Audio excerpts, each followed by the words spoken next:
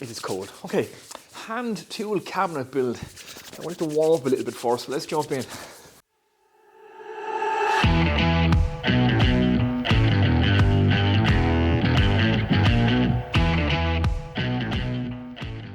What's happening, everyone? Welcome back to the workshop. Now in this video we're going to start a hand tool cabinet build. I'm going to build it from birch ply. We're going to keep it relatively easy, so it'll be birch ply with some hardwood accents. I have my tools laid out on the table here, so I have a rough idea of how I'm going to build it.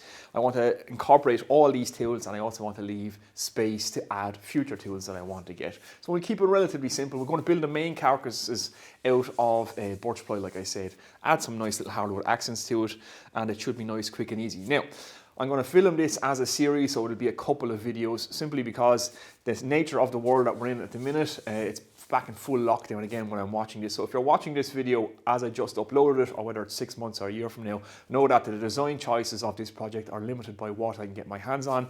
With Brexit after happening as well, it's very hard to order stuff from the UK at the minute, and being in full lockdown, I'm limited as to what hardware and wood I can get my hands on. So that's kind of dictated the design choice, but needs must, we shall soldier on and we shall get this project started. So we have some 1/2-inch birch ply and some 3/4 birch ply. That's going to build our main carcass. So I'll give you a quick look at the plans I have. I just roughly sketched out some plans, and we shall jump in, break down our sheets into the component parts. It should be relatively simple. Let's jump in. Okay, so very quickly, I have just some rough plans that I just roughly sketched out here just to get some measurements so I can get my cutting list and stuff. So the main carcass will be this one here. It'll have a plain tail sitting inside in it. We'll have a number of boxes on the bottom that we're going to fit drawers in. So we'll do some nice hand cut joinery for the drawers. So we'll make the drawers from hardwood to make them nice, and we'll do some half blind dovetails and things like that. But for the main carcass, like I said, it's just going to be nice and simple, nice piece of birch ply that will join together. So we're going to put a plain tool in it. I'm going to have a nice open space here for adding future tools. And we're going to have 2 doors that are going to be box section. They're going to be split down the middle, so you'll have tools on this side and tools on the opposite side. So they will sit on it and they will open out like a book, and the fronts of the books will also open as well. So we'll have tools on both sides. We'll be able to open the front of the doors, and we'll be able to actually open the doors themselves, if that makes sense. So I have it kind of laid out and just plan and kind of a 3D view here. So again, I just roughly sketched it out, but I'll try and do up some plans on SketchUp or something that I can make available to you guys later on. But for now, I'm just working from these rough drawings. So let's just give you a quick idea of what we're going to try and achieve here. So let's start breaking down our sheets. Okay guys, so we have our first sheet. This is 3/4-inch birch ply. Now birch ply is a high quality plywood. It's like a furniture grade ply, and it's faced both sides, so it's really nice. Now the grain pattern actually runs the full length of the board, so that's the way I'm going to dimension it. I'm going to cut it the full length of the board. I have kind of built this project to suit a 8x4 sheet or a 1.22 by 2.44 sheet, so we should get most of the walls and tops and bottoms of the carcasses for the doors and for the main body out of one sheet of plywood. It's kind of dimensioned that way. But the reason I'm going to cut it straight down the board is, like I say, it's because this plywood is faced and the grain pattern runs down it. It would be nice to have the grain run around the sides of the carcass. So we could theoretically cut it this way. It doesn't really matter with plywood because the grain from the layers runs in opposite directions anyway. But because birch ply is faced, like I said, we'll keep the grain pattern nice. So it has a quite nice grain pattern down this end of the board. So how they achieve this actually is they roll the tree. So imagine like a log, and they have a big blade on it, and they peel it like unrolling a piece of paper, like off a paper roll, and that's how they get their top. So it's actually, the grain is actually rolled out, and you can see a slice of the tree all across the top here. So like I said, we're going to cut our sheet down the length of the board and then dimension it up that way, and that should have our grain run around the outside of our carcass. It's only a small little detail. If you're not going to use birch ply, you could use like WBP ply. It's a non-faced ply, and then you can dimension your boards up whatever way you choose. But because, like I said, we have a nice grain pattern, we'll run the cuts down the length of the board and then division those ones up to go around the outside. So let's get on it. Okay, so we're set up to make the cuts. I'm going to rip all these boards down just with the track saw, nice and easy. Now, one thing to always remember when you're using a track saw, tail saw, whatever, always allow for the curve of the blade. So you're going to lose some of the thickness in your material because of the width of that blade. So it's a 3mm curve on this saw. So when I'm measuring in from my edge, I want a 300mm piece of birch ply, so I'm going to allow 303 millimeters is going to be my measurement, and that's what I'm going to cut at, and that will allow for the cut of my blade. So just always think about that when you're cutting with your saws. So we'll get ripping all this down now. I'll get ahead and do this, and when it's all ripped down, we'll jump back in. Now, one other thing I should mention is always check your sheets of plywood. Don't assume that they're straight or square from the factory. Sometimes they're not. So I'm just checking this one here. So I've set it up for 303 mil at this end and this end, and it is 305 mil in the center. So the corners are actually in a small bit both ends. So whatever way this was cut, it's about 2 mil in the difference either end. So the corners aren't perfectly square. So what we're going to do is we're going to put a truing cut on the edge of this first, and then we will measure from our known straight cut in to dimension up the rest of our timber. So that's just one thing to check. Never assume that just because plywood is dimensioned that it is exact, because it's always worth checking, especially if you're kind of building cabinets and furniture and stuff out of it.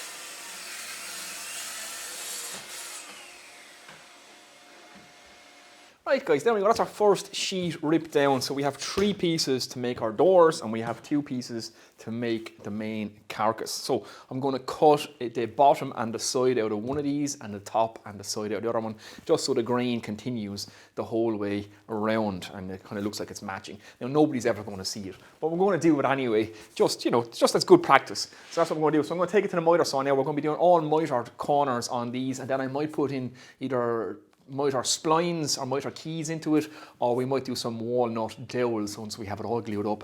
It has a lot of internal sections to go into this that we have to route in, so that will help hold it all together as well and give it strength. And then, like I say, we'll either add keys or some dowels to these mitered joints. So onto the miter saw, let's get this cut up.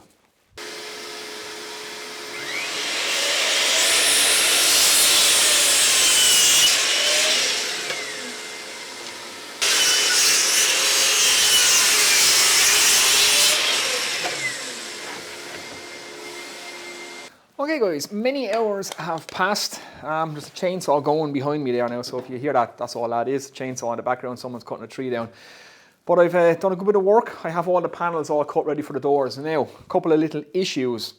I checked for square on all my cuts, and my cuts were slightly off square. So when my track saw, this Bosch track saw is set to 0 degrees, it's not cutting exactly true. So I had to adjust it. I had to go back up and true up all my edges again. And as well as that, all my miters coming off my Bosch, that large 12-inch saw, were slightly off square as well. There's a bit of blade deflection. The thing about using a massive blade like that is that the blade can deflect, and cutting a long miter in a wide board, it's kind of risky on a miter saw because you do get blade deflection and you can cut slightly off square even though your saw is set up perfectly. So what I'm doing now is truing up all my miters on my MFT table. I have this set to 45 degrees, and 45 degrees is exactly 45 degrees on the track saw. So I have my fence set up here, and I'm just truing up all my miters, and I'm getting really good square exact 45s off this. So I'm going along now after truing everything up. So I've spent a couple of hours now after cutting everything, truing it up, which is a bit of a disaster, but that's where I am. So I'm going to crack on now and cut the rest of these and true them up, and I'll go through that Bosch saw in a later video and just show you the little discrepancies in it. But that's where I'm at, just wanted to let you know. So let's get on and true up the rest of these.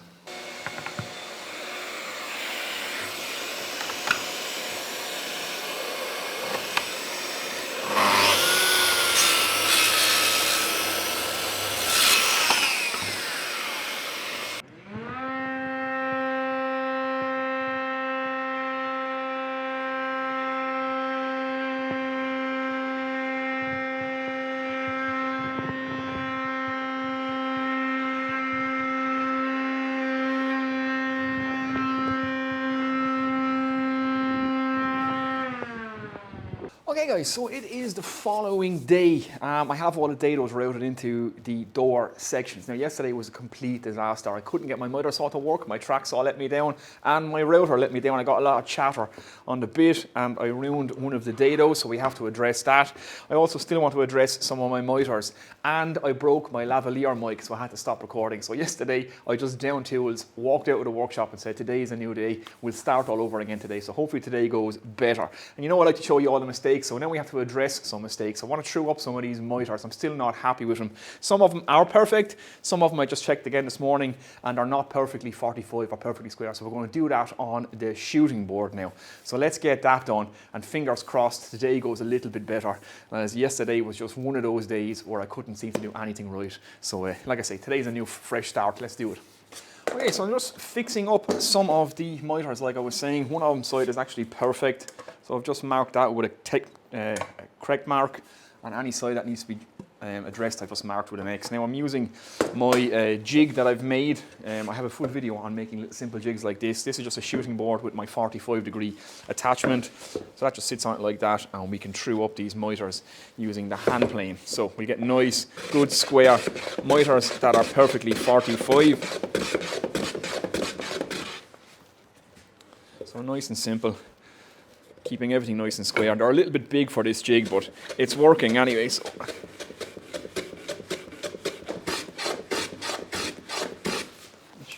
that should do it. Okay, so that's good. Now we're exactly 45. We've trued up these miters. So now I have the rest of these to do.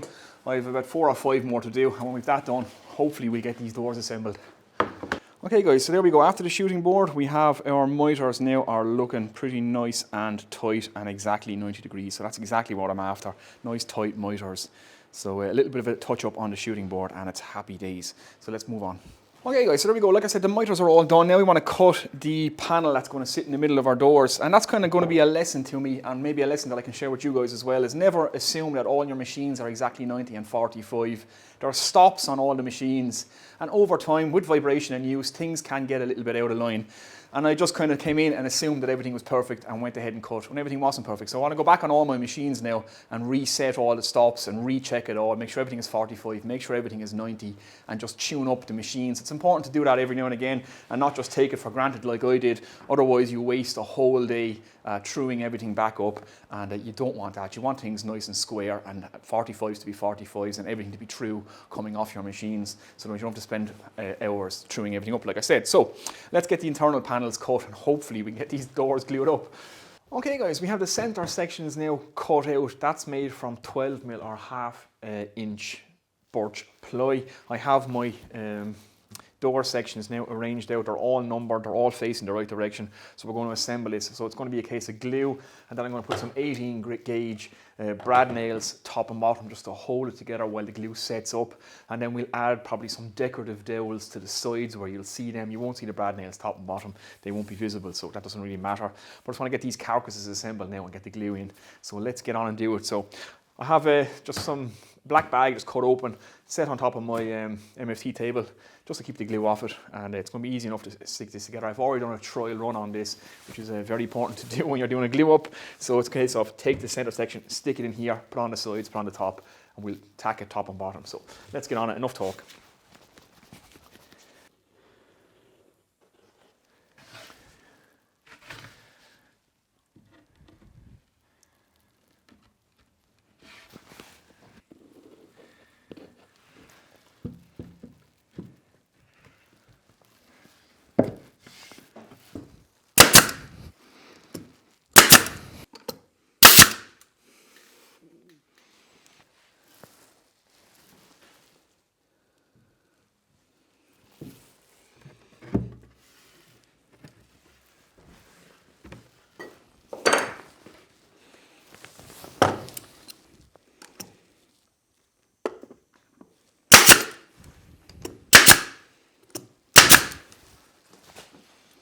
Okay guys, there we go. Here's one of the doors finished. Now as you can see, it's going to be a pretty big tool cabinet, but we might as well allow plenty of space so that we can grow into it, and as I add tools I can put it in. So we'll have tools hanging on this side. There'll be a door that opens off this, and then this whole thing will act like a door as well. So we'll have tools in both sides of this, and this will open off out of our main carcass. That's the plan anyway. So that's together now. Our miters aren't looking too bad. I have it just held together, like I say, with brad nails for now. And the fact that our center section is glued in all the way around as well, that will add strength to it. And we might just add some decorative walnut dowels in the sections that we'll see top and bottom, just to add a nice little decorative piece to it. And when this is all sanded up, it has a beautiful grain pattern on the outside, so it should look pretty good. So that's it, nice and simple. That's one of them together. I'm going to throw the other one together now, and we'll crack on. Okay guys, we are on to the main body of the carcass. Now things are going a little bit better for me today. So we have the two doors all glued up and ready to go. So they are more or less finished apart from building the doors in the front. Now I'm busy on the carcass. So I've routed a dado into the carcass the same way as I did with the doors. I didn't film too much of that because it's the same thing again. But I put a 10mm deep dado in this. Just so I can put a back piece in. So we have a piece of 12mm plywood here, or 1/2 inch plywood, birch ply, and I kept the grain pattern up and down again, so that's the way I cut it. So that's sitting in there just to hold this thing together so I can show you. And we left a gap in the back, so you can see, just I think it doesn't fall apart because it's actually not held together, it's only stuck together now, but I've left a gap here in the back, so I'm going to put French cleats on the back of this because there's going to be a lot of weight in this tool cabinet. It's quite big, it's quite heavy, so I'll make sure it's good and held to the wall. So we want to catch it the whole way across its back in 2 places.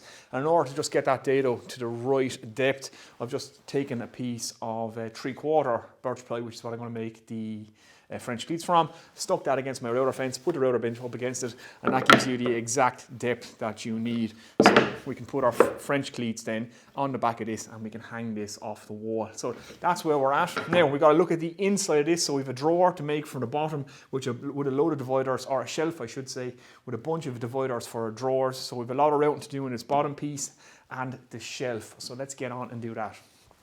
Okay guys, we're all set up to route our dados for our dividers. Now the beauty of the MFT table is I can set my track up 90 degrees to my workpiece. So my workpiece is against the fence. I have my router sled that attaches to my track. So that just runs straight up and down. I can slide my piece on, cut the next dado, slide it on, cut the next dado. And it works the exact same way with your track saw set up a stop, set up your fence and run cuts. It takes a few minutes setting up the jigs. That's a kind of slow part, but once they're set up, you just fly through work and it makes breaking down sheet goods so easy. So this is actually, this project is a good shakedown test for my MFT table. So this is an ongoing project I'm working on now as well. So it's giving me some ideas of what I need to change, what I need to adapt, how to lay it out, how to lay out the dust extraction, and how to lay out the power section as well, the electrics. So yeah, let's crack on now and start routing these dados.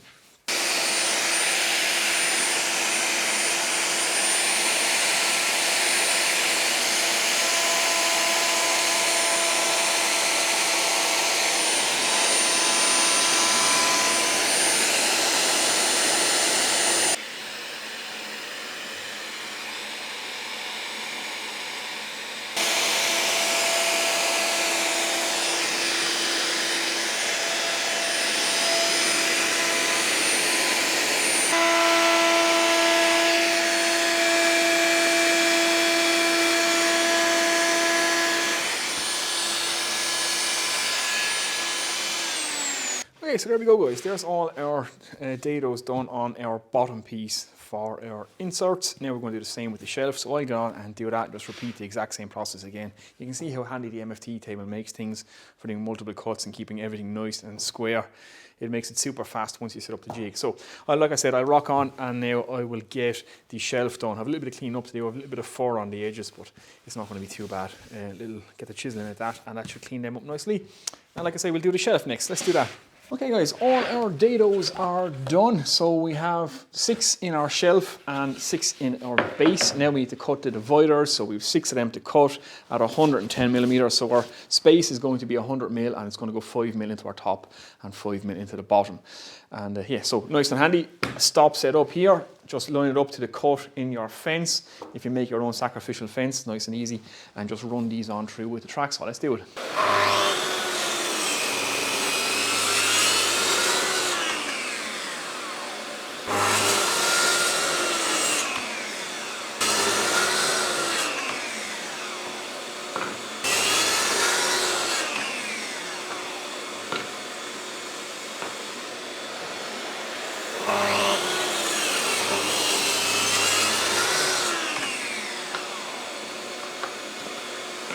Okay guys, we have all our dividers cut up. Now we just need to notch the corners. So the reason we're doing that is the dado is not going to carry out to the front of our cabinet, so we don't want to see the dado. So we're going to notch it back here so that the divider carries out flush with our edge and we hide the dado. So we need to just take this to the bandsaw now, notch all the corners of these on the front, so they're all marked.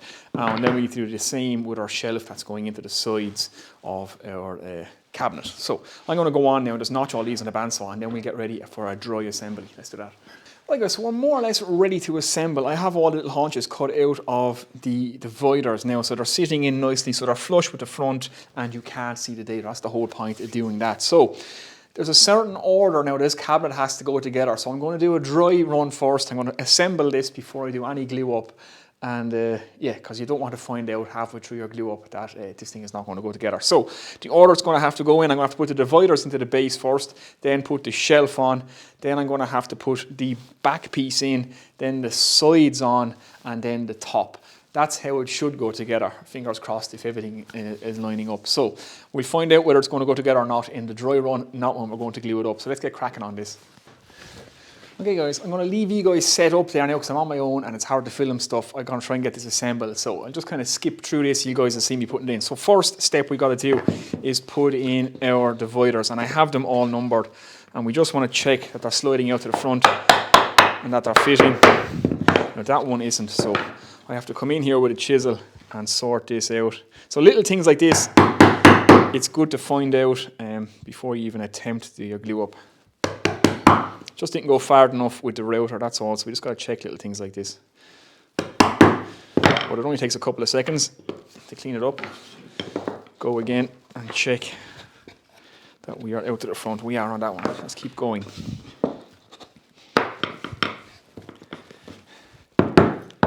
Okay, looking good so far. Let's get this shelf section on now.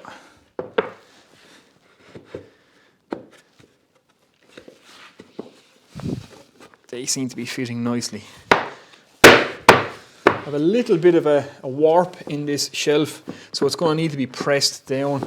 So I might have to put a couple of screws in the top of this or something just to hold it down, or else I put a weight on it when it comes to the glue up. You can see there's a bit of a spring in it, but yeah, it's not a big deal for now. So let's keep going and hopefully this goes together. Right, we need to get the back on next.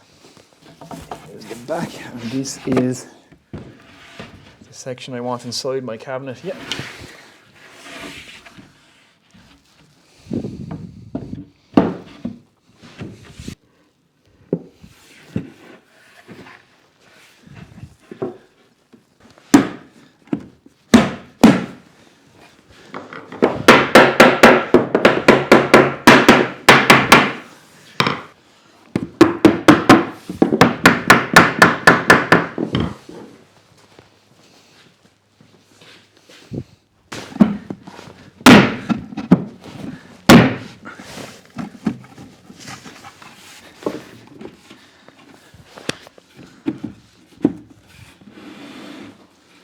Okay guys, so I have it assembled just dry fit for now. It's only just barely holding together. My longest clamp isn't actually long enough. I need to put a bit of a squeeze on this. So I can see how I need to put it together now. I'm going to have to build my shelf first to make sure that this is all square, that all my drawer sections are perfectly square. Let that set up, let that glue up, then glue the rest of the body together. But I'm going to need a hand with this, I think. So I'll probably get on and do this when I get a hand to glue up this. This will kind of be where we end part one. So I'll show you the doors now up on this now just in 1 second. So you can kind of get an idea what's going to happen. So in the next part, you will see this, it'll all be assembled and glued, and we'll have to do the finishing stuff on it. So we're going to build a plain tail for the next part. So it'll be a birch ply back with walnut edging or edge banding and walnut dividers in it for our plane. So you can see the number 7 is sitting there now. So you could fit a number 8 in there. Room for things like a plough plane and stuff on the top, or router planes can sit up on top there. Nice big space here on the side, so the saws can hang there, or slightly bigger saws can go in there. So the plane till will sit up to here. It's going to come out to about here. These are going to be all little drawers, so I can keep all the parts for the router plane in there, all the parts for my plough planes, the various cutters and things will sit in the shelves. Now let me get the doors up here and just give you a quick idea what this is going to look like. Okay guys, there we go, there's the doors in place. Now this is how it's going to work. So we're going to have nice light kind of decorative doors on the front of this that we can open up. So the tools I suppose that I want to use most or least, I'm not sure whether I'm going to leave this fully open or fully closed for most of the time. I might just lock it at night time. So maybe the tools that I need the least might go in the front. But I'm thinking maybe chisels, marking equipment can go in here, maybe stuff that I don't use that often can go over here, something like that. I haven't really decided on the layout yet. I'm just kind of getting the cabinet work in. So like I say, two nice light doors that'll open out. That way they'll lock back in, and then we'll be able to open these ones out, and they're going to open out to the side like this. We'll have tools there. We'll open this one out to the side as well. So it'll either be heavy duty butt hinges, brass butt hinges, or we're going to use some big piano hinges. It depends what I can get. It's kind of hard now at the time of year I'm building this. Everything is on lockdown, and it's kind of hard to get stuff. But that'll be it fully open. So that'll be my new backdrop for the channel. So you'll see all my tools will be hanging up here. So we'll have the plane till, saws, router plane, things like that, plough plane. Then we'll have all the chisels will be here, and possibly then all the marking equipment. So all the squares, rulers, marking gauges, dividers, all that kind of stuff can sit in there nicely. And we'll build all nice little hardwood accents to go in this, just to pretty it up a bit, because it is kind of a big lump of plywood at the end of the day. Even though it is birch ply and it's kind of nice, it would be nice to get some hardwood little accents on this, just to really kind of set it off. And I'm going to put some lights in it as well, so a couple of cabinet lights just to light everything up. So that's kind of where we are now, guys. I think I'm going to leave it here for now. That's a good amount done for part one, including all the disasters I had the first day. So yeah, we'll kind of leave it there for that. I think that's a good progress made.